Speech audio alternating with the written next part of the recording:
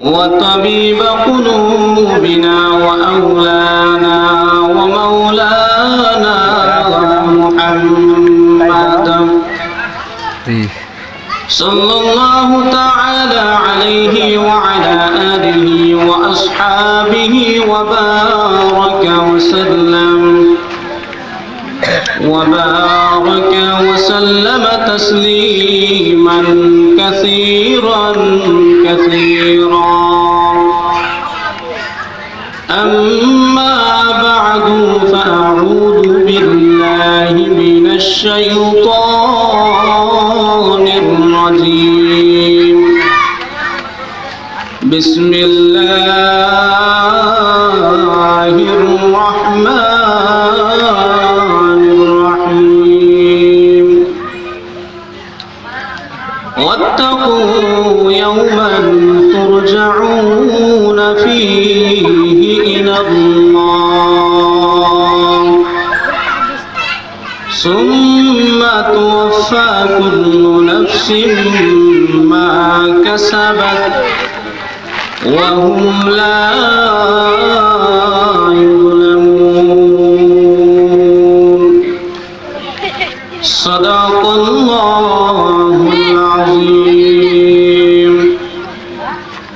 وصدق رسوله النبي الكريم ونحن على ذلك من الشاهدين والشاكرين والحمد لله رب العالمين সবাই মুহাব্বতে দরুদ ইব্রাহিম পড়ি اللهم صل على محمد وعلى آل محمد كما صليت على إبراهيم وعلى آل إبراهيم إنك حميد مجيد اللهم بارك على محمد وعلى آل محمد كما باركت على إبراهيم وعلى آل إبراهيم إنك حميد مجيد بلغ العلا بكماله كشف الدجى بجماله حسنت جميع خصاله صلوا عليه وآله जहाँ में नहीं है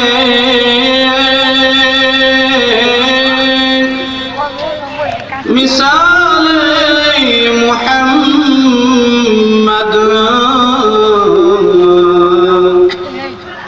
जमाल खुदा है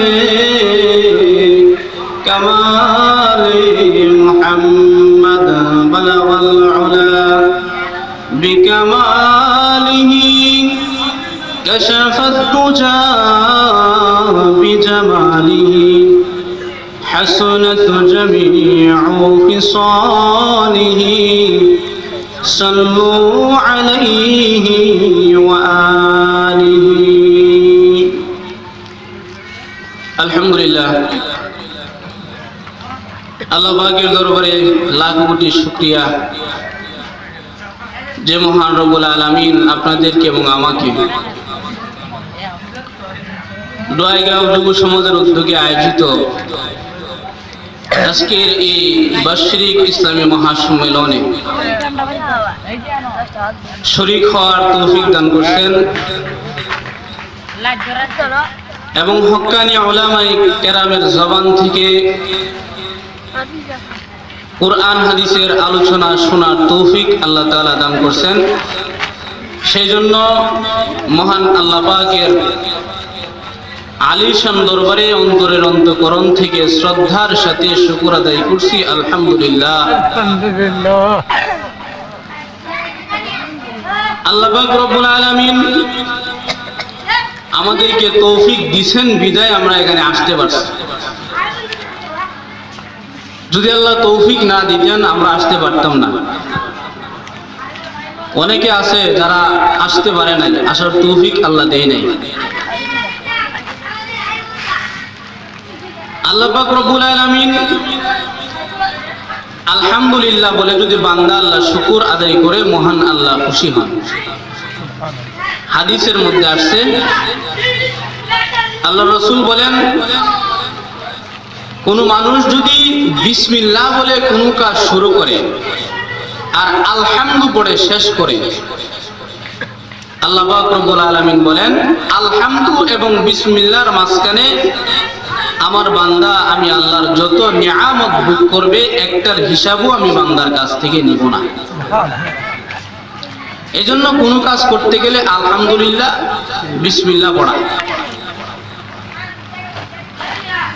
তো আজকে আমি আপনাদের সম্মুখে যে আয়াত তেলাওয়াত করছি, এই আয়াতটা হইল কোরআনের সবচাইতে বড় সূরা।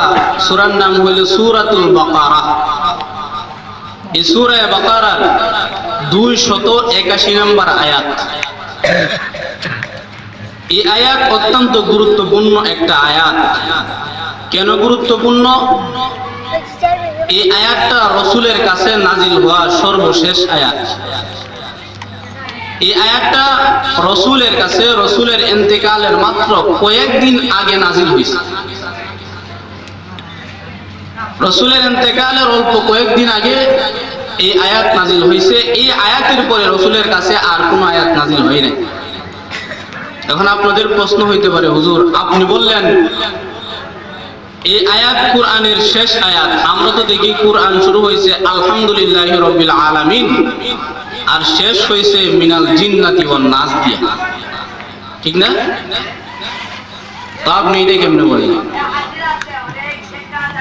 এটার উত্তর হইল, আমরা যেই কোরআন শরীফ পড়ি এই কোরআন লিপিবদ্ধ করা, যেভাবে লিপিবদ্ধ করা ওইভাবে লৌহে মাহফুজের মধ্যে লিপিবদ্ধ করা।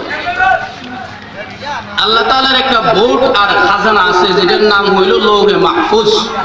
কোরআনের মধ্যে আছে বাল হুয়া কুরআনুম মাজিদ ফি লাওহিম মাহফুজ। এই লৌহে মাহফুজ নামক বোর্ড খাজানা, এটার মধ্যে কোরআন লিপিবদ্ধ করা। এই লৌহে মাহফুজ কোথায়? এই লৌহে মাহফুজটা আল্লাহ তাআলা ফিট করছেন হযরত ইসরাফিল আলাইহিস সালামের এই দুই যে ব্রু আছে, ব্রুর মাঝখানের যে ছোট একটা ফাঁক, এই ফাঁকের মধ্যে। এখন আপনাদের প্রশ্ন হইতে পারে যে হুজুর এত এত জায়গা তুইয়া আল্লাহ পাক ইসরাফিলের দুই ব্রুর মাঝখানে কেন লৌহে মাহফুজ রাখলেন? আল্লাহ পাক রব্বুল আলামিন আদম আলাইহিস সালামকে যখন তৈয়ার করলেন, বানাইলেন, বানানোর পরে আল্লাহ তাআলা ফেরেশতাদেরকে হুকুম দিলেন উসজুদু লি আদম, আদমরে সিজদা করো। ফাসাজাদু, সবাই সিজদা করো ইল্লা ইবলিস, ইবলিস বাদে। সবাই যখন সিজদা করলো, মসজিদে দেখবেন ইমাম সাহেব যখন আল্লাহু আকবার বলে সিজদাতে যায়, মুসল্লিরাও সিজদাতে যায়, কিন্তু একজনের সিজদা একটু আগে হয় না? আল্লাহ পাক যখন হুকুম দিলেন আদমরে সিজদা করো, সর্বপ্রথম আল্লাহর হুকুম দেওয়ার সাথে সাথে যে ফেরেশতা জমিনের মধ্যে লুটায় বললেন, সেই ফেরেশতাই ছিলেন হযরত ইসরাফিল আলাইহিস সালাম। মহান আল্লাহ রাব্বুল আলামিন বলেন, ও ইসরাফিল, আমি আল্লাহ তোমারে হুকুম দিলাম সিজদা করো, সাথে সাথে তুমি সিজদা করে ফেললা। ইসরাফিল রে আমি আল্লাহ খুশি হয়ে গেলাম, তোমারে কি পুরস্কার দেওয়া যায়? ও ইসরাফিল, তোমার এই কার্যক্রমে আমি আল্লাহ খুশি হইয়া আমার লৌহে মাহফুজ তোমার দুই ব্রুয়ের মাঝখানে রেখে দিলাম। এখন আপনাদের প্রশ্ন হইতে পারে যে হুজুর লৌহে মাহফুজ যদি হযরত ইসরাফিল আলাইহিস সালামের দুই ব্রুয়ের মাঝখানে রাখে তো এটা বেজাল একটা জিনিস, মানে কপাল আছে, এটাতে ইসরাফিলের লাভ কি হইল? আল্লাহ পাক রব্বুল আলামিন তার লৌহে মাহফুজ নামক বোর্ডের মধ্যে মহান আল্লাহ দৈনিক একবার দুইবার নয়, মহান আল্লাহ রব্বুল আলামিন 360 বার রহমতের নজর দিয়া তাকান। প্রত্যেক দিন 3 বার, প্রত্যেক দিন 360 বার নজর দিয়া লৌহে মাহফুজ দেখতে যায়, মহান আল্লাহর নজর ইসরাফিলের দিকেও পড়ে যায়। আল্লাহর নজর যে লোকটার উপর দৈনিক 360 বার করে, দাম বাড়বো না কমবো? এই লৌহে মাহফুজের পরিধিটা কত, বড়টা কত? তাফসীর ইবনে কাসিরের মধ্যে লেখছে ফি লাওহিম মাহফুজ, এই আয়াতের ব্যাখ্যায় ইবনে কাসির রাহমাতুল্লাহি আলাইহি লেখছেন যে লৌহে মাহফুজটা গোটা দুনিয়ার সমান। চিন্তা করেন, এই গোটা দুনিয়ার সমান লৌহে মাহফুজটা ইসরাফিলের এই দুই ভ্রুয়ের মাঝখানে রাখা, ফেরেশতাটা কত বড়! তো এই যে আয়াত, এই আয়াতের মধ্যে মহান আল্লাহ পাক রব্বুল আলামিন আমাদেরকে কি নির্দেশ করছেন? আল্লাহ বলেন ওয়াত্তাকু ইয়াওমান তুরজাউনা ফীহি ইলাল্লাহ। আল্লাহ বলেন বান্দা ভয় করো ওই দিনে, যেই দিন তোমরা আমি আল্লাহর কাছে আসবা, আমার কাছে একত্রিত হবা। বলেন আল্লাহর কাছে কি একদিন আমাদের সবাইকে যাওয়া লাগবে কি লাগবে না? লাগবে। আল্লাহ বলেন ওই দিনটারে ভয় করো। এক আয়াতের মধ্যে আল্লাহ বলছেন ওয়াত্তাকুল্লাহ, আল্লাহরে ভয় করো। আর এই আয়াতের মধ্যে আল্লাহ বলছেন ওই দিনটারে ভয় করো যেদিন আল্লাহর কাছে যাইবা, যেটারে আমরা সহজে চিনি হাসরের দিন। হাসরের দিনের অবস্থাটা কি হবে? ভয় কেন করবো হাসরের দিনকে? হাসরের দিনের পরিধিটা কত? হাদিস কুরআনের মধ্যে আল্লাহ বলছেন হাসরের দিন একদিন হবে, একটা দিন। এই দিনটার পরিমাপ কতটুকু? মিকদারুহু 50 আলফ সানা। এই একটা দিনের পরিধি আর দূরত্ব হবে 50,000 বছরের সমান। 50 বছর না, 50 বছর না, 50,000 বছর। চিন্তা করছেন একদিন? এই দিনটা কেমন হবে? হাদিসের মধ্যে আছে আল্লাহ রাসূল বলেন সমস্ত মানুষ কিয়ামতের মাঠে, হাসরের মাঠে দাঁড়াইবে উলঙ্গ হইয়া। আম্মা জানা আয়েশা সিদ্দিকা রাদিয়াল্লাহু তাআলা আনহা নবীর স্ত্রী নবীকে ডাক দিয়ে বলে, নবীজি হাসরের মাঠে কি সকল মানুষগুলো উলঙ্গ থাকবে? আল্লাহর হাবিব বলেন হো আয়েশা, মাত্র 3 জন ব্যক্তিকে কাপড় পরানো হবে আর সবাই উলঙ্গ থাকবে। 3 জন পয়গম্বরকে কাপড় পরিধান করানো হবে, এর মধ্যে 2 জনকে কবর থেকে উঠানো হবে উলঙ্গ অবস্থায়। হাসরের মাঠে নিয়ে 2 জনকে কাপড় পরিধান করানো হবে। একজন হলেন হযরতে আদম আলাইহিস সালাম, আরেকজন হলেন হযরতে ইব্রাহিম আলাইহিস সালাম। তাদেরকে কেন কাপড় পরাইবেন? বলে কাপড় পরানোর কারণ হইল হযরত আদম আলাইহিস সালামকে শয়তান ধোঁকা দিয়া জান্নাতের যখন ফল খাওয়ায় ফেলছেন, তখন সাথে সাথে ওনার শরীর থেকে শয়তানের ওয়াসওয়াসার কারণে আল্লাহ বেজার হইয়া জান্নাতি পোশাক খুলে দিয়েছেন, উলঙ্গ হইয়া দুনিয়াতে পাঠাইছেন। ওনাকে যেহেতু উলঙ্গ করা হয়েছিল, ফের শয়তানের ধোঁকায় পড়ে, এই জন্য হাসরের মাঠে ওনার সম্মানে ওনাকে কাপড় পরানো হবে। ইব্রাহিম আলাইহিস সালাম আল্লাহর মুহাব্বতের পরিচয় দিতে গিয়া নমরুদ হযরত ইব্রাহিম আলাইহিস সালামের কাপড় খুলে ফেলছিল, এই জন্য ওনাকেও হাসরের মাঠে নিয়ে কাপড় পরিধান করানো হবে এই সম্মানে। আর আরেকজনকে হাসরে নিয়ে কাপড় পরাইবেন এরকম না, বরং রওজায়ে আতহারের ভিতরে জিবরাইল আমিন জান্নাতি পোশাক দিয়া বলবেন এই নবী নেন, মহান আল্লাহ জান্নাতের পোশাক পাঠাইছেন, জান্নাতের পোশাক রওজার ভিতরে থেকে পয়রা আল্লাহর হাবিব বুরাকের উপর ছড়া, জান্নাতের বুরাকের উপর চড়া হাসরের মাঠে যাবেন। তিনি হলেন আপনার আমার নবী সাইয়্যিদুল মুরসালিন রাহমাতাল লিল আলামিন মুহাম্মাদুর রাসূলুল্লাহ সাল্লাল্লাহু আলাইহি ওয়াসাল্লাম। এই 3 ব্যক্তিকে কাপড় পরানো। আম্মা জানা আয়েশা সিদ্দিকা বলেন, ওগো নবীজি হাসরের মাঠে যদি তিনজন কাপড় পরিধান করবে আর সকলে যদি উলঙ্গ থাকবে, এই উলঙ্গর মধ্যে আমি আয়েশা আসিনি বলে তুমিও আসো। আগো নবীজি আপনার মেয়ে ফাতেমা কি উলঙ্গ থাকবে বলে ফাতেমা উলঙ্গ থাকবে। আগো নবী আপনার স্ত্রীরাও কি উলঙ্গ থাকবে? আয়েশা সকলে উলঙ্গ থাকবে। আয়েশা সিদ্দিকা বলেন আগো নবীজি আমি যদি উলঙ্গ থাকি, আপনার স্ত্রীরা আপনার সন্তানরা যদি উলঙ্গ থাকে, আপনার কি শরম লাগবে না? আল্লাহর হাবিব বলেন ও আয়েশা তুমি মনে করতেছো দুনিয়ার হাসরের মাঠটা, কিয়ামতের মাঠটা দুনিয়ার সামান্য মাঠের মতো না রে আয়েশা। হাসরের মাঠে তো ভয়ঙ্কর হবে, কারো শরীরে কাপড় আছে না নাই এই কথাটাও তার অন্তরে একবারের জন্য কি আর আসবে না। শরীরে কাপড় নাই এটাও মানুষের খেয়াল থাকবে না। কি একটা মাঠ, কেন হবে এরকম অবস্থা? কেন এরকম অবস্থা হবে? হাসরের মাঠ, বিজ্ঞানীরা যে সূর্যর দূরত্ব বলছেন 9,30,00,000 মাইল দূরে সূর্য, এই সূর্য কিয়ামতের কঠিন মাঠে মানুষের মাথার উপরে চলে আসবে। কতটুকু করে? আল্লাহ রাসূল বলেন সুরমাদানির মধ্যে যে একটা শলা থাকে, যে শলা লাগায়া চোখের মধ্যে সুরমা দেওয়া হয়, এই শলাটা যতটুকু লম্বা, মানুষ আর সূর্যের মাঝখানে মাত্র এতটুকু গ্যাপ থাকবে। সূর্যের যে তাপ আছে, বর্তমানে যে তাপ, গরমের সিজনে ফুল যে সময় গরম লাগে ওই সময় যে তাপ থাকে, এই তাপের চাইতেও সূর্যের পাওয়ারকে আরো 70 গুণ বাড়ায় দেওয়া হয়।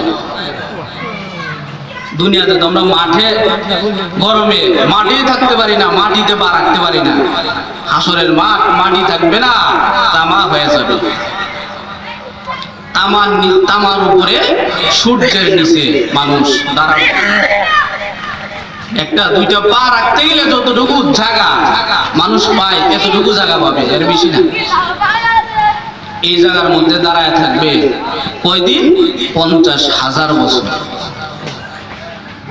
অপর দিক থেকে আল্লাহ পাক হুকুম দিবেন এই ফেরেশতারা 7 তবক জমিনের নিচে জাহান্নাম আছে, ওই জাহান্নামকে হাসরের মাঠে নিয়ে আসো। কোরআনে আল্লাহ বলছেন ওয়াজিআ ইয়াউমাইযিম বিজাহান্নাম, জাহান্নামকে হাসরের মাঠে আনো। হাসরের মাঠে জাহান্নাম আনছেন। জাহান্নামকে যেই মাত্র আনছেন, আল্লামা আশরাফ আলী থানভী রাহমাতুল্লাহি আলাইহি জাহান্নামের আকৃতি বর্ণনা করছেন। জাহান্নাম কারে কয়, জাহান্নাম কি? আশরাফ আলী থানভী বলেন জাহান্নামের 30,000 মাথা। কয় হাজার? 30,000 মাথা। প্রত্যেকটা মাথার মধ্যে 32,000 করে দাঁত। এক একটা দাঁতের উচ্চতা হলো উহুদ পাহাড়ের সমান। যারা হজে গেছেন, উহুদ পাহাড় দেখছেন, আমাদের কাছে তো অনেকে হজ করে বলে হুজুর উহুদ পাহাড় উঠতেছি না, এত চূড়া, এত বড় পাহাড় উঠতে পারি নাই। এক একটা দাঁতের উচ্চতা হবে উহুদ পাহাড়ের সমান। জাহান্নামের নাক আছে, নাকের মধ্যে রশ্মি লাগানো, রশ্মি নাকের দুই সাইডে রশ্মি লাগানো। এই রশ্মির মধ্যে ধরা 70 জন ফেরেশতা। এই 70 জন ফেরেশতার হলো কমান্ডার ফেরেশতা, বড় ফেরেশতা। প্রত্যেক জনের অধীনে আরো 70,000 করে এই রশ্মি ধরা। এক একটা ফেরেশতার বড় কতটুকু? কিতাবের মধ্যে লেখছে, তাফসীরের কিতাবে, যে ছোট ফেরেশতা যেটা এই রশ্মির মধ্যে ধরা ছোট ফেরেশতা, হেরার বড়টা কত বড়? এই কাজ থেকে এই কাজ পর্যন্ত যাওয়ার রাস্তা হলো 70 বছরের রাস্তা। চিন্তা করেন, এটা হলো ছোট ফেরেশতা। আর বড় ফেরেশতা কত বড়? এই রশ্মি ধরে রাখছে। আমাদের দেশে দেখবেন সার যখন বড় সড়ো হয়, সারে মালিক ধরে রাখে, ধরতে পারে না, সামনে জায়গা ধরতে পারে না, সামনে জায়গা হয় না এরকম রশ্মি ধরা। জাহান্নাম যেই মাত্র হাসরের বাসী দেখছে, মানুষ দেখছে, এবার জাহান্নামের হুঙ্কার বাইরে গেছে। জাহান্নামে মহান আল্লাহ রাব্বুল আলামিনকে ডাক দিয়ে বলেন, ওগো আল্লাহ, আপনি তো বলেছেন মানুষ আমার খাদ্য, পাথর আমার খাদ্য। ওয়াকুদুহান নাস ওয়াল হিজারা, ওগো আল্লাহ, কোটি কোটি বছর ধরে আমি ক্ষুধার্ত। ওগো আল্লাহ, বলো না আজকে তোমার ফেরেশতাদেরকে রশিটা ছেড়ে দেওয়ার জন্য হাসরবাসী যা আছে সকলকে খেয়ে ফেলে আমি জাহান্নাম লক্ষ লক্ষ বছরের কোটি কোটি বছরের ক্ষুধা নিবারণ করব। বলো রশি ছেড়ে দেওয়ার জন্য। অপর দিক থেকে মহান আল্লাহ পাক রাগান্বিত হইয়া হুঙ্কার দিতেছেন, এই দুনিয়ার প্রতাপশালীরা, এই ক্ষমতাধররা, এই টাকার বড়াইকারীরা, অহংকারীরা, কই তোর টাকার বড়াই কই, ক্ষমতার বড়াই কই? ক্ষমতা থাকলে আজকে কথা কও। আল্লাহ হাসরের মধ্যে এলান করে দিয়েছেন কেরও কথা বলার ক্ষমতা নাই, সব চুপ। আল্লাহ কোরআনে বলছেন, لا يتكلمون إلا من أذن له الرحمن। রহমানের অনুমতি ছাড়া কেউ কথা বলবো না। আশরাফ আলী থানভী রাহমাতুল্লাহি আলাইহি বলেন তাফসীরের কিতাবের মধ্যে, এই যে টানা হেঁচড়া শুরু হয়েছে মানুষ দেখে জাহান্নাম, হঠাৎ করে ফেরেশতাদের হাত থেকে রশিটা ছুটে যাবে। এবার ক্ষুধার্ত ভাগের নেই, জাহান্নাম দৌড়ায়া মানুষের দিকে যাইতেছে। মাথার উপরে সূর্য, তাপের কারণে জমিনে থাকা যায় না, মানুষ দাঁড়ায় আছে। এই অবস্থায় এই দৃশ্য দেখা অপর দিক থেকে আল্লাহ কহার রূপ ধারণ করে আছেন। এই হাসরের মধ্যে মানুষ দূরের কথা, সবচেয়ে বড় ফেরেশতা জিবরাইল আমিন পর্যন্ত আল্লাহর আরশের কুটি ধরে বলবে, আল্লাহ নাফসি নাফসি, কারো দরকার নাই, আমি জিবরাইলকে তুমি বাঁচাও। যে জায়গায় জিবরাইল নাফসি নাফসি করে, ওই মাঠটা কেমন মাঠ হবে চিন্তা করে। আল্লাহ বলে, হে বান্দা, ওই মাঠের বই খাও, ওই দিনের বই ঢুকাও যেদিন আল্লাহর কাছে দাঁড়ায়া তোমার জিন্দেগির হিসাব দিতে হবে। যারা এই কথাটা মানতে পারছে, বুঝতে পারছে, ওনার জিন্দেগির জন্য এই কথাটাই যথেষ্ট, যে আমার হিসাব দিতে হবে আল্লাহর কাছে। হযরত উমর রাদিয়াল্লাহু তাআলা আনহু জমানায়, উমর রাদিয়াল্লাহু তাআলা আনহু শহরে বাড়ি হয়েছে। রাস্তার মধ্যে এক পাহাড়ের পাদদেশে এক রাখালের সাথে সাক্ষাৎ হয়েছে। সে বুকরি ছড়ায়। রাখালের সাথে সাক্ষাৎ হইয়া উমর রাদিয়াল্লাহু তাআলা আনহু চিন্তা করলেন, এই রাখালকে একটু পরীক্ষা করি, এর ঈমানের জোর কতদূর আছে। হযরত উমর রাদিয়াল্লাহু তাআলা আনহু এই রাখালকে একবার গিয়া বললেন, আমরা তো সফর করে আসছি ক্ষুধার্ত, আমাদেরকে তুমি কিছু দুধ দাও, আমরা দুধ খাই বকরির থেকে। রাখাল বলে, বকরি তো আমার না, দুধ আপনাকে কেমনে দেব? বলে, তুমি একটা বিক্রি করে দাও আমাদের কাছে। রাখাল বলে, এই বকরির মালিক তো আমি না, আপনার কাছে বিজুম কেমনে? ওমর রাদিয়াল্লাহু তাআলা আনহু বলেন, আরে বিচ্ছালাও, তুমি তোমার মালিককে কইও যে পাহাড়ের পাদদেশ থেকে এক ভাগ আয়া ছাগল বকরিরে থাবাদা লয়ে গেছে। আর এটা আরবের একটা সাধারণ বিষয়, যেহেতু পাহাড়ের পাদদেশে ছড়াও, যে কোনো সময় নিয়ে যাইতে পারে, এটা অস্বাভাবিক কিছু না, তোমার মালিক মানে নিব। এরকম ছুরি হযরত উমর রাদিয়াল্লাহু তাআলা রাখালে শিখাই দিয়েছে। এবার রাখাল কি কই দেখেন। রাখাল বললেন, ভালো কথা, আমি যদি বকরি এভাবে দেই তাহলে আপনার লাভ কি? ওমর রাদিয়াল্লাহু তাআলা বললেন, আমার লাভ হইল আমি দুধ দহন করে খাইতে পারবো, আমার পিপাসা দূর হইব। আর তোমার কাছে যদি বকরি আমি কিনি, কম টাকা দিয়ে কিনতে পারবো, কারণ চুরির মাল ফুল টাকা দিয়ে উঠে না। যারা চুরির মাল কিনছে এরা জানে, চুরির মাল পুরা দাম দিয়ে কেউ কিনে না। যারা আপনারা চুরি করছেন নি? করছেন কেউ? সবাই করছেন, কেউ জানেন না। আমি কয়ে দিই কেমন করছি, আমি নিজেও করছি।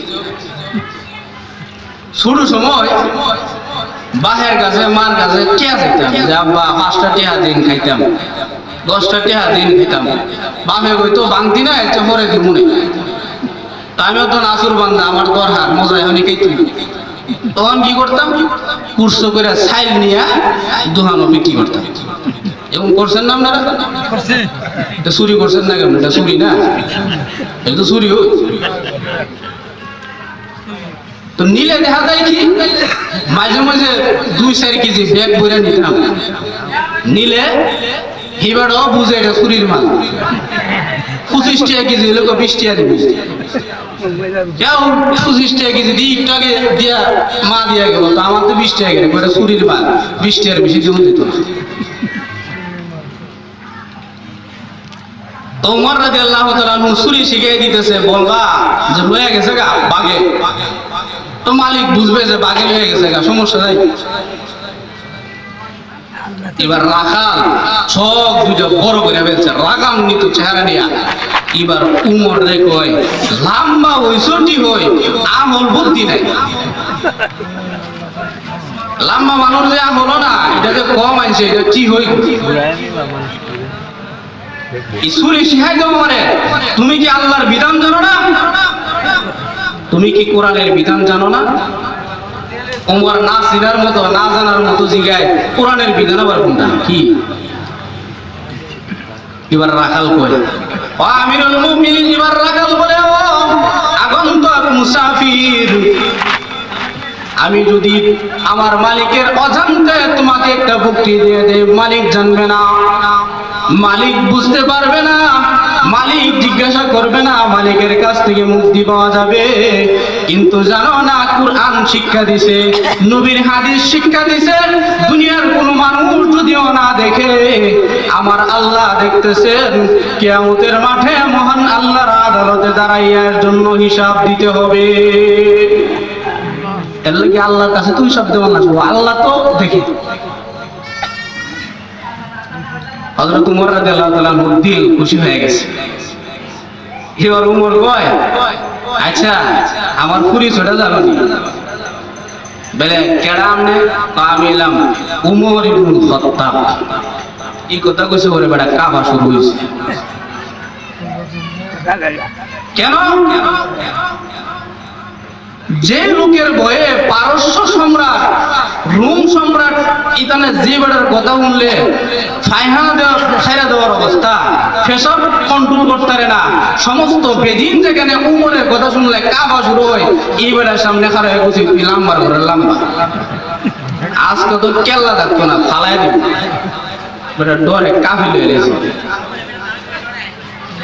রাসূল বলেন, উমর এমন এক লোক, উমর যে রাস্তা দিয়া যায় ওই রাস্তা দিয়া শয়তান চলে না। যে বেটারে শয়তান বন্ধ ডরায়, এই বেটারে লাম্বার করে লাম্বা বুঝি, আজকে তো জীবন শেষ। হযরত উমর রাদিয়াল্লাহু তাআলা আনহু বলেন, যুবক রে, রাখাল রে, ঘাবড়ায়ো না, চিন্তা করো না, তোমার ব্যবহারে, তোমার কথায় আমি উমর না করি নাই, বরং আমি উমর আনন্দিত হয়ে গেছি। আমি উমর এমন এক রাজ্য এই মুহূর্তে পরিচালনা করতেছি, যে রাজ্যের রাখালের ভিতরে আমার আল্লাহর ভয় আছে, হিসাবের ভয় আছে। এই রাষ্ট্রের মধ্যে কোনো প্রশাসনের দরকার নাই। আমাদের দেশে তো প্রশাসন দিয়েও অপরাধ আটকে রাখা যায় না। দল পরিবর্তন হয়, ক্ষমতার দর পরিবর্তন হয়, সরকার পরিবর্তন হয়, হইতেছে। আপনারা কি বলেন, দুর্নীতি কমছে না বাড়ছে আরো? কেন? এই হাসরের বই নাই, হিসাবের বই নাই। যদি থাকতো এরকম করতো না। হিসাবের বই যাদের ভিতরে আছে হেরা এরকম করতে না। উমর রাদিয়াল্লাহু তাআলা আনহুর জামানায় মা মেয়ে ঘরের মধ্যে দরজা আটকায় কথা চলতেছে। কি কথা?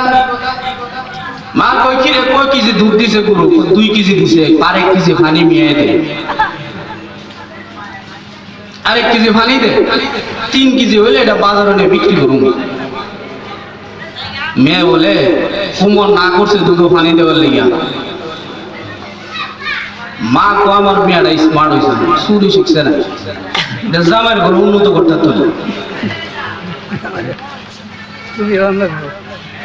তুই যদি দুধ পানি দেস, কোমর কি তোর ঘরের দরজা খারাপ দেখবো বেড়া, কোমর ঠিক হয়ে দরজার দ্বারা শুনতেছে তাদের কথা। এবার মেয়ে ডাক দেয়া বলতেছেন, মা গো, হ্যাঁ উমর ঘরের দরওয়াজায় হয়তো দাঁড়ানো না, কিন্তু উমর যে আল্লাহকে ভয় করে দুধে পানি দিতে নিষেধ করেছেন, সে মহান আল্লাহ 24 ঘন্টা দেখতেছেন। উমরকে ফাঁকি দেওয়া সম্ভব, কিন্তু আমার আল্লাহকে ফাঁকি দেওয়া সম্ভব নয়। আল্লাহর কাছে তো হিসাব দিতে হইব। চিন্তা করেন, ঘরের ভিতরেও মানুষ অপরাধ করে না কেন? আল্লাহর ভয়। মা বোনদের বুদ্ধি যদি এই বই থাকে, অনেক মহিলারা আছে জামাইয়ের পকেট থেকে 20 টাকা 50 টাকা 100 টাকা মাঝে মাঝে জামাইয়ের কথা না কয়ে চুরি করে, আছে না? আছে, আমরা শুনছি তো, অনেক জায়গায় শুনিও। এই মা বোনটা করতো না যদি হিসাবের বই থাকতো, যে হিসাব দিত এটা তো চুরি। হিসাবের বই, আল্লাহ বলেন ওই হিসাবের বই দিনের ভিতরে ঢুকাও, যেদিন আমি আল্লাহর কাছে তোমাদের জিন্দেগির হিসাব দিতে হবে। প্রত্যেকটা মানুষকে কি বলেন, যারা আছে সকলকে আল্লাহর আদালতে হিসাব দিতে হবে, কি হবে না? হবে। আপনি আমি আল্লাহর দেওয়া নিঃশ্বাস, আল্লাহর দেওয়া খাদ্য, আল্লাহর দেওয়া শরীর দিয়া আমি কি করলাম? গুনার কাজ করলাম নাকি আল্লাহর কাজ করলাম? আল্লাহ বলেন দুনিয়ার হায়াত শেষ করে যখন তুমি আইবা, সুম্মা লাতুসআলুন্না ইয়াওমা ইযিন আনিন নাঈম, আমি আল্লাহর দেয়া প্রত্যেকটা নিয়ামতের পাই টু পাই হিসাব আমি আল্লাহর আদালতে তোমার দিতে হবে। হিসাব দেওয়া ছাড়া দেওয়ার সুযোগ নাই, হিসাব তোমার দেওয়াই লাগবে। তো হিসাবের বই আল্লাহ বলেন ঢুকাও ভিতরে। মানুষ কিয়ামতের মাঠ এই 50,000 বছর দাঁড়ায় রয়েছে। মানুষ অতিষ্ঠ হয়ে গেছে, অতিষ্ঠ হয়ে এবার বলতেছেন, সবাই দৌড়াদৌড়ি করতেছেন, জান্নাত আর জাহান্নাম একআল্লাহ দিয়া দেখ না, এই মারবো আর কত দাঁড়ায় থাকবো, কত কষ্ট করুম, এটা তো সাজা সারা শাস্তি। আমাদের দেশেও এমন আছে, দেখবেন বেড়া অপরাধ করছে না না করছে এটার কোনো প্রমাণ নাই, এই বেটারে নিয়ে 2 মাস 3 মাস জেল খাটায় পরে সাব্যস্ত হয়েছে বেটা চুরি করছে। 2 মাস জেল খাটালেন, এটা কিতা? এটারে আমাদের দেশের ভাষায় কো ফাও, ঠিক না? কোরআনের ভাষায় কো জুলুম। কোরআনের ভাষায় কি বলে? জুলুম। জুলুম আর জুলুম এমন এক অপরাধ, আল্লাহর রাসূল বলেন জালেম, জালেম জুলুমকারী যে ব্যক্তির উপর জুলুম করা হয়েছে, জুলুমের শিকার ব্যক্তি যদি কাফিরও হয় আর জুলুমকারী যদি মুসলমানও হয়, তার পক্ষে দোয়া কবুল। মাজলুমের দোয়া মুসলমানের উপরও কবুল যদি কাফিরও হয়। এরকম অ্যাভেলেবেল চলতেছে। এই হাসরের মাঠে মানুষ দাঁড়ায় অতিষ্ঠ হয়ে গেছে, হাইরে আল্লাহ বিচারও করে না, হিসাব নিকাশও নাই, এইভাবে কত দাঁড়ায় থাকবো। এবার সকল মানুষ পয়গম্বরদের দিকে দৌড়ানি শুরু করছে। পয়গম্বরদের কাছে, আদম আলাইহিস সালামের কাছে যখন গেছে, আদম কো আমি পারতাম না, বলে আপনি তো সবার পিতা, আপনি তো সবার বাপ, সন্তানের এই দিনে আপনি পারবেন না কেন? সন্তান বিপদে মাঝে মাঝে যদি বাপ বিপদ করে তো সন্তানের কথা বুঝে থাকে, এটা দুনিয়ার কাহিনী। আজকেও তো দেখছেন বাংলাদেশের মধ্যে ভূমিকম্প হয়েছে, আজকে কিছুক্ষণ আগে নিউজটা দেখছি, ভিডিও ফুটেজ, সিসিটিভি ক্যামেরার ফুটেজ দেখলাম। যখন ভূমিকম্পে বাপ সন্তান দুজনে ছোট বাচ্চা হেরেলিয়া বাপে মার্কেটে ঢুকছে, যখন কামানি শুরু হয়েছে ফুটছে বেড়া দূর, সন্তানের কথা দুনিয়াতেই নাই, খেয়াল নাই। আর হাসরের মাঠ কেমন হবে?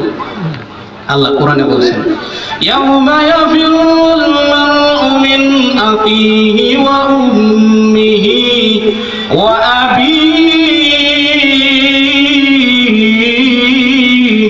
ওয়া সাহিবাতিহি ওয়া বানিহি ওই দিন মা সন্তানরে বলে যাবে, সন্তান মারে বলে যাবে, কেউ কেউ রে চিন্ত না, বিয়া বিয়ায় ডাক দিব, কেউ বিয়াই কইছে না, আমার এটা হাসনের মাঠ, বিয়াই মাগায় বিয়া শুরু করে। সন্তানের পরিচয় মা যেই মাঠে দেয় না, এবার বিয়াই দিতে হবে। এই অবস্থাতে যখন চলতেছে, মানুষ আদম আলাইহিস সালামের কাছে গিয়ে বলছে, আদম আলাইহিস সালাম বলেন না আমি পারতাম না। কে লেগে পারতেন না? আল্লাহ পাক আমারে জান্নাতে রেখে বলছে, এ আদম সব খাইস কিন্তু গন্ধম খাইস না, লা তাকরাবা হাযিহি শাজার, এই গাছের কাছেও গেলে যায় না। আমি না ভুলে, আমি আল্লাহর আদেশ ভুলে গেছি, গন্ধম খাইয়া ফেলছি। আল্লাহ অসন্তুষ্ট হইয়া দুনিয়ার বুকে পাঠাইছে, 350 বছর কাঁদছি। কয়শো বছর? 350 বছর কান্দা, 350 বছরের পর আল্লাহ মাফ দিয়েছেন পয়গম্বর আদম আলাইহিস সালামকে।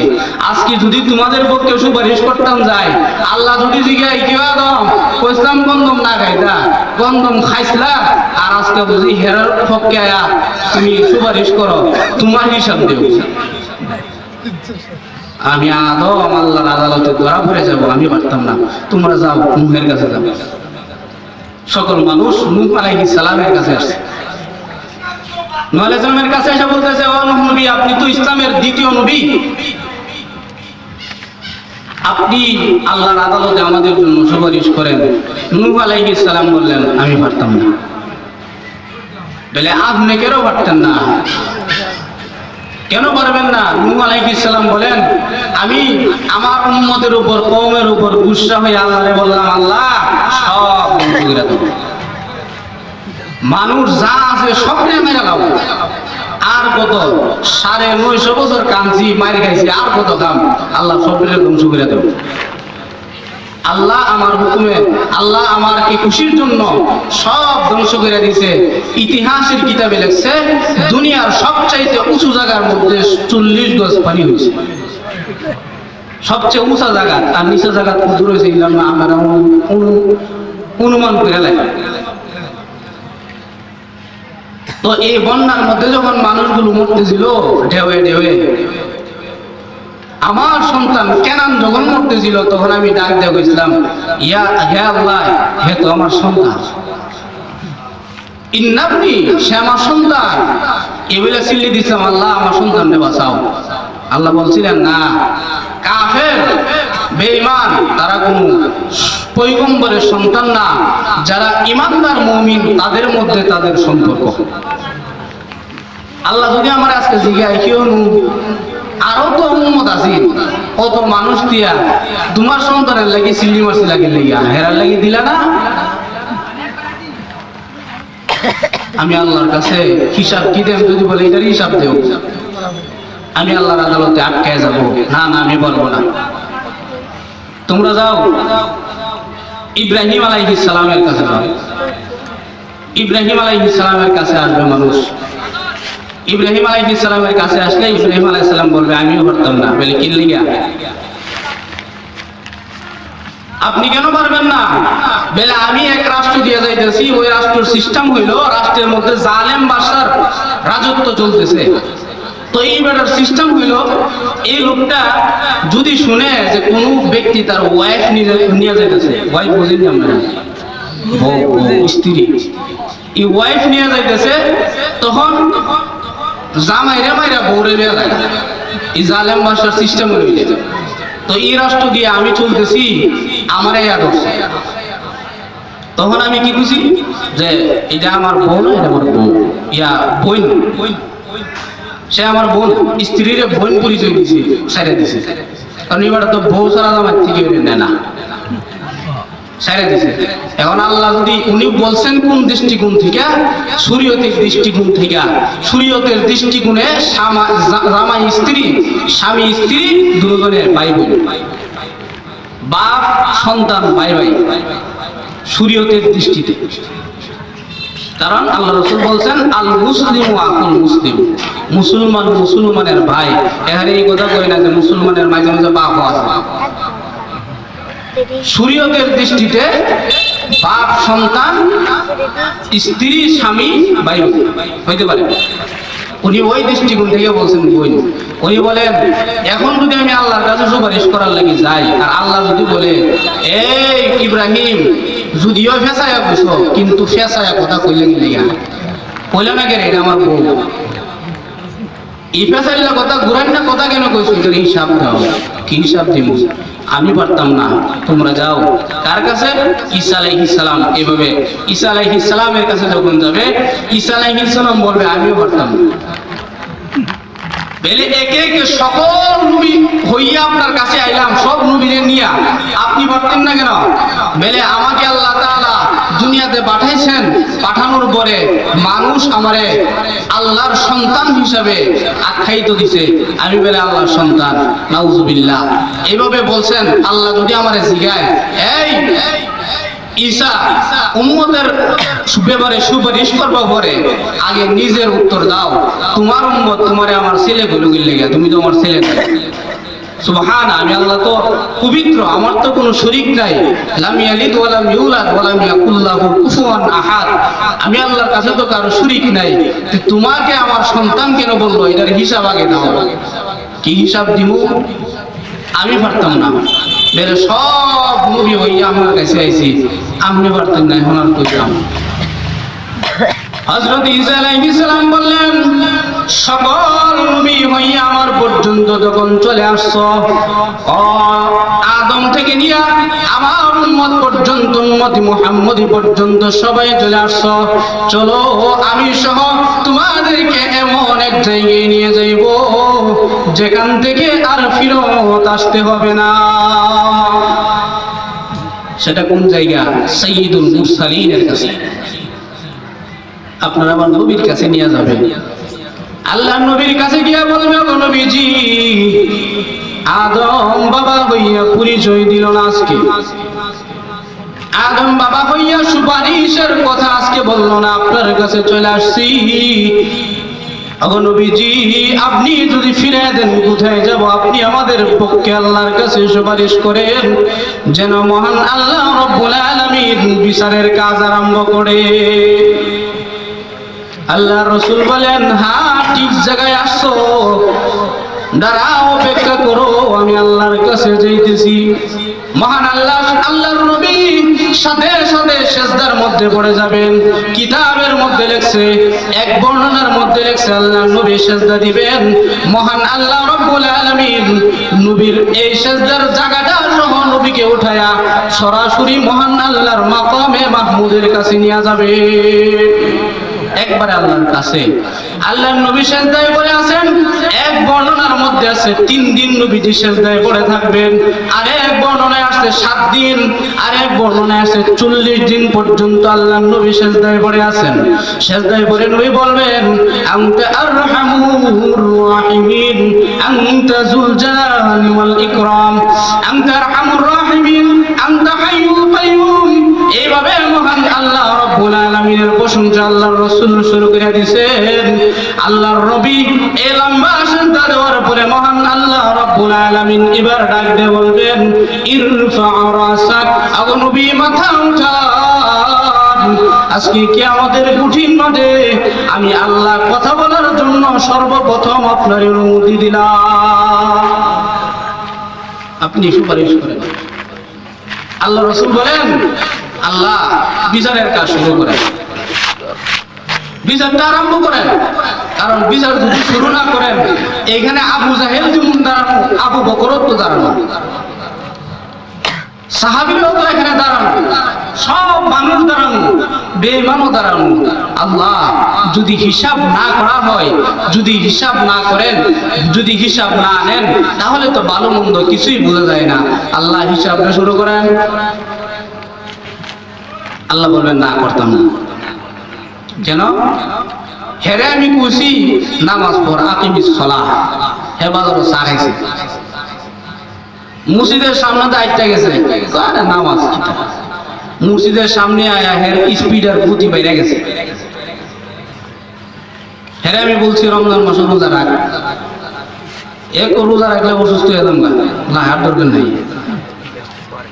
মাঝে মাঝে কথা কইছে মানুষের যারা রাখে না এর কোনো বাত নাই লেগে নেই রাখে না আমার ঘরে তো বাত আছে মিরাক্কান্দি লেগে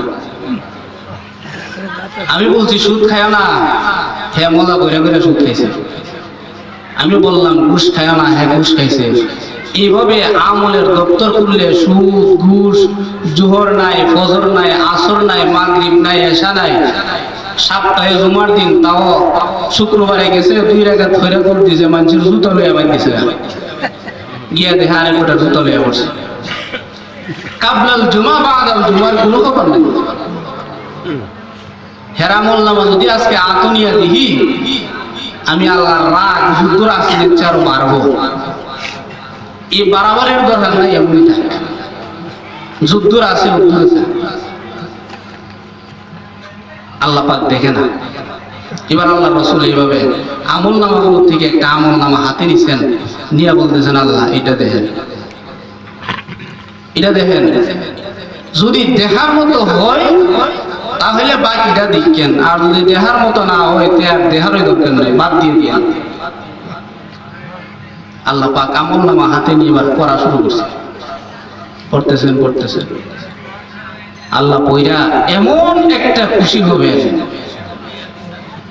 মহান আল্লাহ রাব্বুল আলামিন আমল নামা দেখে এমন খুশি হয়ে যাবেন, আরে আমার গোলামের আমল বুঝে এত সুন্দর, এত সুন্দর আমল বুঝে আমার গোলামের, এত সুন্দর আমল জিন্দেগির একটা কাজ নাই যেটা আমি আল্লাহর রেজা মন্দির বাহিরে করছি, তো সুন্দর আমল আমার গোলামের।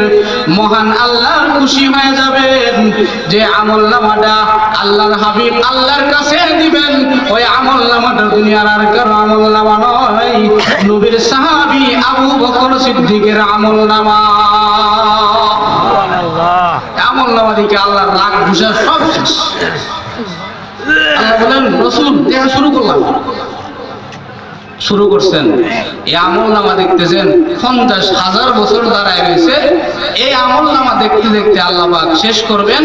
কিতাব কুরআনের মধ্যে আছে মাত্র নিসফুল লাইল, নিসফুন নাহার, দিনের অর্ধেক। দিনের অর্ধেক মানে 24 ঘন্টায় যদি রাত দিন হয়, এভারেজ হিসাব করলে দিন হইল 12 ঘন্টা, ঠিক না? এই যদি আধা দিন ধরা হয় তাহলে মাত্র কয় ঘন্টা হয়? 6 ঘন্টা। এই 50,000 বছর তারা থাকার পরে আবু বকরের আমল নামা দেখা মহান আল্লাহ মাত্র 6 ঘন্টার ভিতরে আদম থেকে নিয়ে কিয়ামত পর্যন্ত আনেওয়ালা সকল মানুষের আমল নামা আল্লাহ দেখে ফেলছে। আল্লাহর জন্য কি কঠিন নাকি? কঠিন না। ইদা আরাদা শাইআন আন ইয়াকুলা লাহু কুন ফায়াকুন।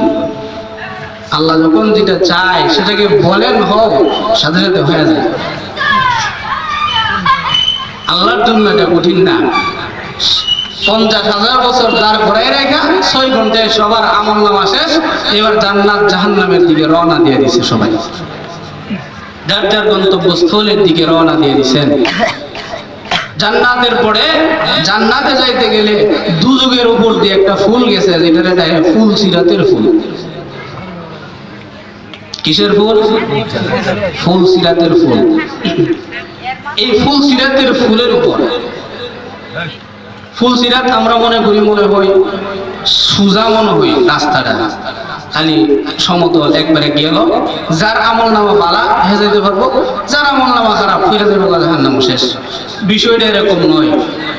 তাফসীরের কিতাবের মধ্যে লেখছে এই যে জাহান্নামের উপর দিয়া ফুলসিরাতের ফুল, ফুলসিরাতের ফুলের দূরত্ব হইল জান্নাতে পৌঁছার আগ পর্যন্ত, এটা দূরত্ব হইল 30,000 বছরের রাস্তা।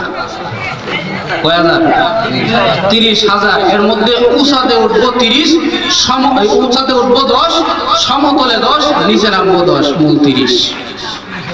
50,000 বছর গেল হাসরের মাঠে দাঁড়া হইয়া, আবার ফুলসিরাত পার হইতে গেল আরো 30, কত হইল? 80,000 বছর। আর কবরের জগৎ যেটা মৃত্যুর পরে হয়ে যায়, আমাদের সামনের গাটি যেটাতে আমরা আগে যাচ্ছি জামু বাপ, এই গাটিতে আমার আপনার অবস্থান কতটুকু? আল্লাহর রাসূল বলেন কম পক্ষে একটা মানুষকে কবরের জগতে 40,000 বছর থাকা লাগবে। চিন্তা করছেন নি? কবরের জগতে 40,000 বছর, হাসরের মাঠে 50,000 বছর, ফুল সিরাতের ফুলে 30,000 বছর, এত লম্বা জিন্দিগি যেটা, ওইটা তুই আমাদের বরবাদ করে দিতেছি আমরা এই 50 আর 60-এর লেগে, ঠিক না? এখন গড় হিসাব যেটা সিস্টেমে বোঝা যায় 50-60-এর বেশি কোনো বাঁচে না। এই 50, 60, 70, 80-র জন্য এই অনন্ত অসীম কালের হায়াত শেষ করে দিতেছে। মৃত্যুর কোনো নিশ্চয়তা নাই, যে কোনো সময় আসতে পারে। আমি গত মঙ্গলবার বাড়ি দিয়েছি, আমার এক চাচি মারা গেছে মঙ্গলবারে, খবর আসছে উনি যেদিন মারা গেছে ওই দিনও 3.5 দিন ঘুরছেন, ভালো মানুষ। সকালে এই আপনার ক্ষেতের মধ্যে আমাদের এদিকে ফসল করে আলু লাগায়, এই ফসলের মধ্যে উনি নিজের হাতে বেড়া বাঁধছেন যাতে গরু বাছুরে না খায়।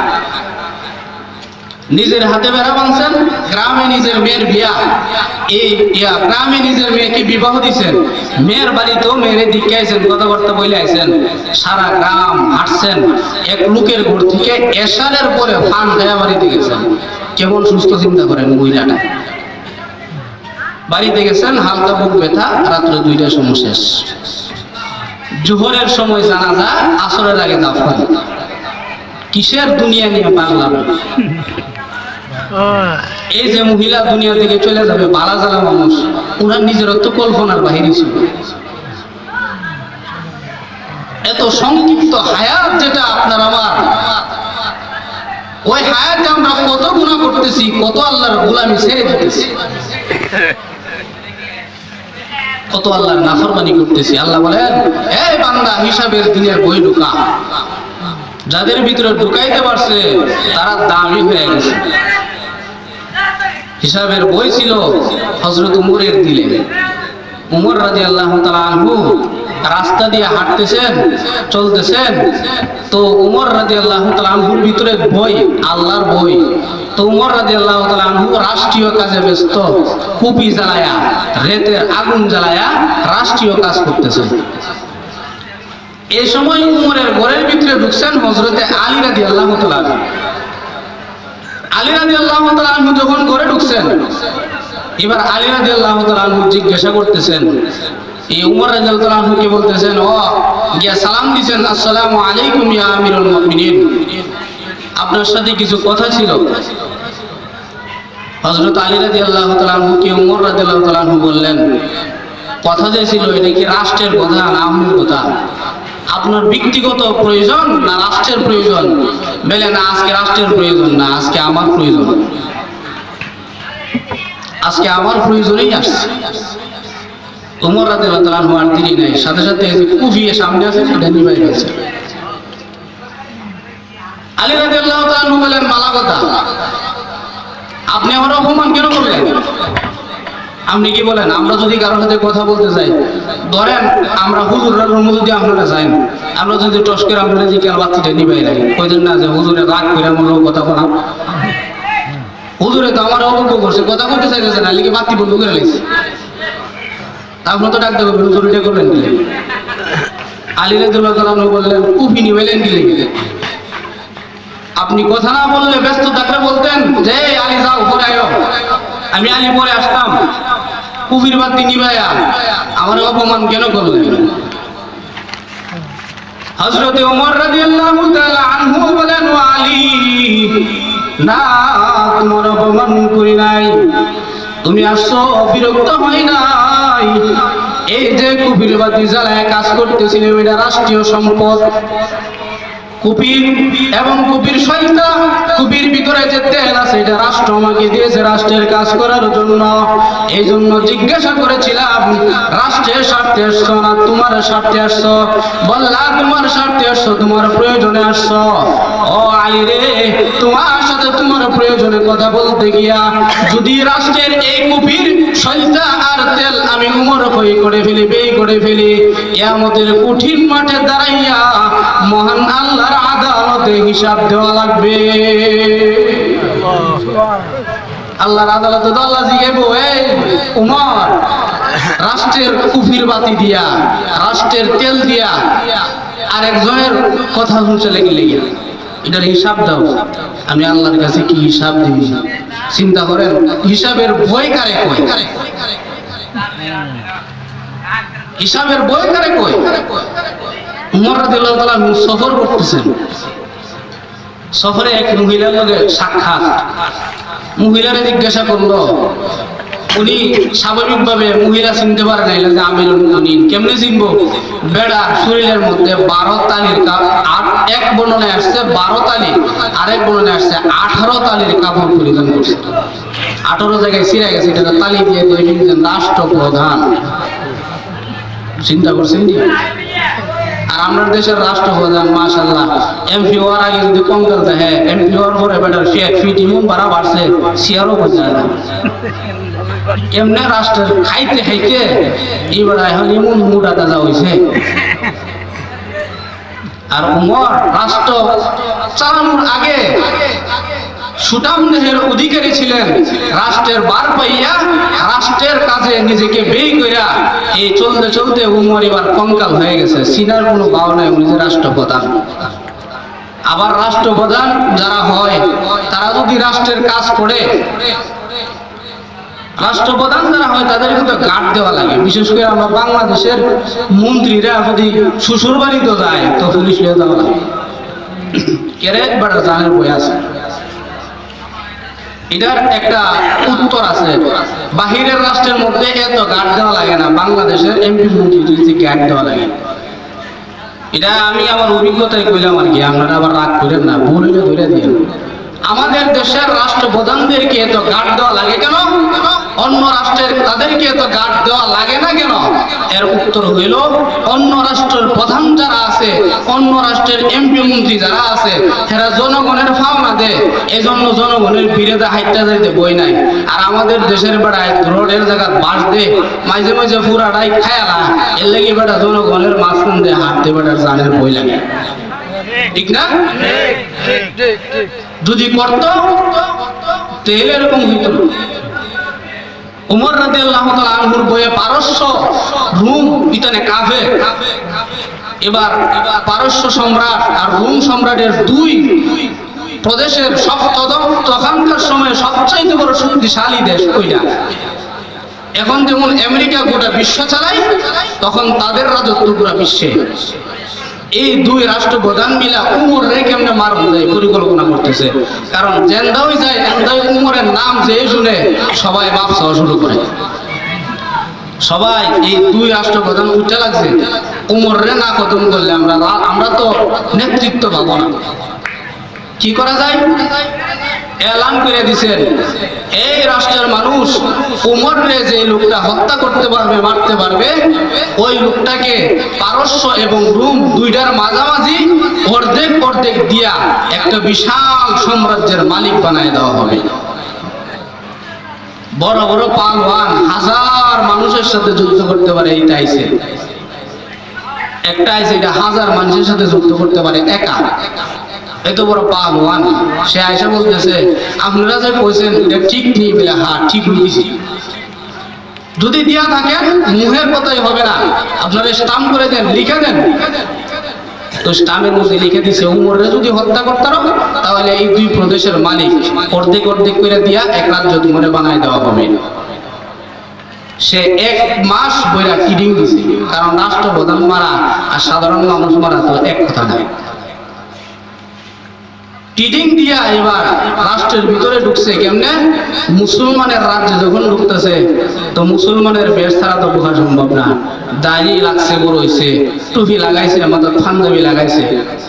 টুপি মাথার পাঞ্জাবি মাথার দিলে, টুপি আর পাঞ্জাবি মাথার দিলেই কিন্তু মৌলবী এটা কোন যেত না। অনেকে তো মনে করে সিসিটিভি ক্যামেরা দেখলাম মসজিদের থেকে মাইক পেয়ে গেছে, ওটা মোল্লা নিছে। সে কি আসলে মৌলবী কিনা এটা তো জানার বিষয়।